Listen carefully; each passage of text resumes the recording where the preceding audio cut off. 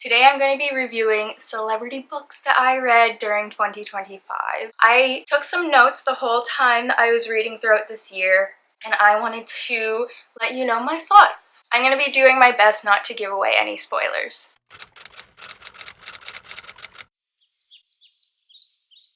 The Woman in Me by Britney Spears.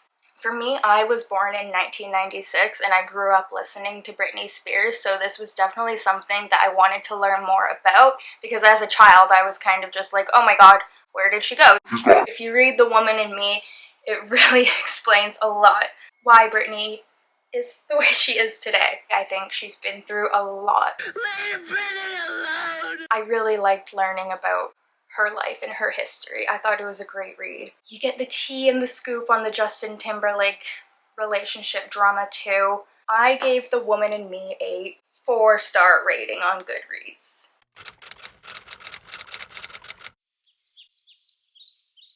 Next, after reading The Woman in Me by Britney Spears, I felt it was only right to read Paris, a Memoir. I thought that Paris's book, I think I liked it a little bit more than I liked Britney's book. I took media studies in university. I've always been very interested in media, entertainment, marketing, and advertising, so reading Paris's memoir, I felt like it helped me understand Paris Hilton more as her business side and how some of the things that she does were just strategic business moves. There was a lot of information about the teenage schools that she went to for bad teenagers. I had watched documentaries about it on YouTube before, but being able to read more about it and kind of immerse myself in the experience with her, it was so heavy. I thought it was a really good book.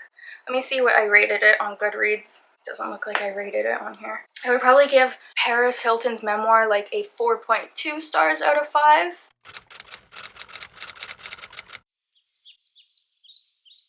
Next up, if you don't know anything about me, if this is the first time you're watching my video, let me tell you right now, I am a comedy lover. Something that makes me laugh is something that just gets me going. I decided to read A Very Punchable Face by Colin Jost. If you don't know who Colin Jost is, he is one of the Weekend Update news anchors on SNL. What I liked about this is learning more about the behind the scenes of SNL or struggling comedians, the starving artist, but I don't think Colin Jost was ever starving. I thought it was pretty witty. I did laugh a few times during it. I thought it was very interesting.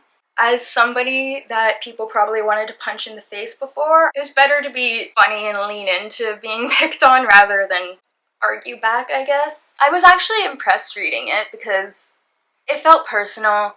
It felt like I was talking to a friend, and I love when people include photos in their books, and there were some funny childhood pictures of him in there. I think Colin Jost is really good at telling a story, and that's what he did with this book, is tell his story. It's really cool to be able to get the behind-the-scenes scoop on the writing and how everybody's up all week trying to figure out the show. If you want something that's a little bit more lighthearted than The Woman in Me and Paris, a Memoir, I think A Very Punchable Face by Colin Jost is a great palate cleanser in that sense.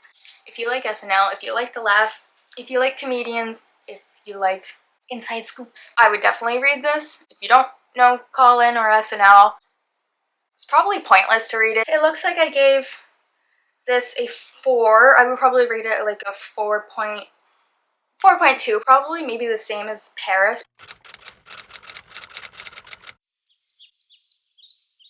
I'm glad my mom died. Oh my god, poor sweet Jeanette. This book,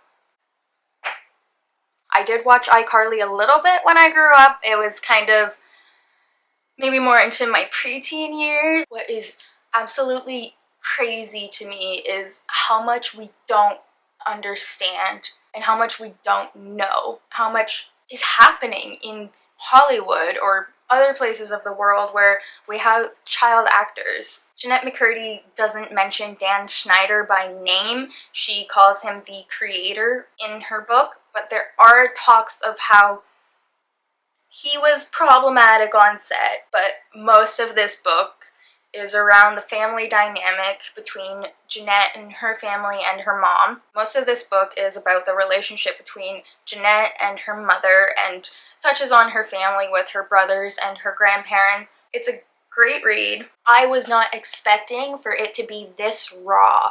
I wasn't expecting to read some of the things that I read. I never thought that a mother could be capable of treating their child in this manner. It's a lot more than what you expect when you think about Sam Puckett from iCarly.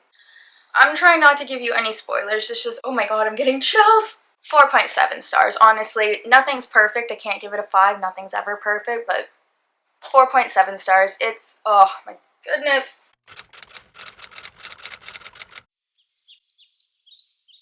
Oh my god. Oh my god. The next book that I read was Friends, Lovers, and the Big Terrible Thing by Matthew Perry. Growing up, I definitely noticed Chandler's weight fluctuating, and it wasn't until I was older that I learned that he had substance abuse issues. The book itself, the way that the book is set up, it's like one of those alternating chapter books. You have one chapter present tense, the next chapter past tense, and it kind of alternates that way. The problem with this is doesn't really distinguish if this is past tense or present tense. He kind of does sometimes, or you have to pick up the details. You have to get context clues to try to put together what time period in his life it was. And I think that whoever edited this book could have done a better job. Maybe even at the beginning of a chapter, just what year is it? He would be talking about like Friends season 7 and I'm like, when the fuck is Friends season 7? Or he's talking about playing tennis and I'm like, is this when he's young or when he's old? It gets very confusing, and that's one of, I think, my only gripe with the book. And with the amount of times that he went in and out of the hospital, that only makes it trickier. I understand that he did this to provide contrast, but it could have been a little bit more obvious or descriptive. You do get to learn some about his castmates on Friends. He doesn't talk too heavily about them, just to, I guess, provide privacy, and also the book is about him and his struggles, but I really enjoyed it. The structure is not great. There was a lot of foreshadowing. I would give probably like a 3.75.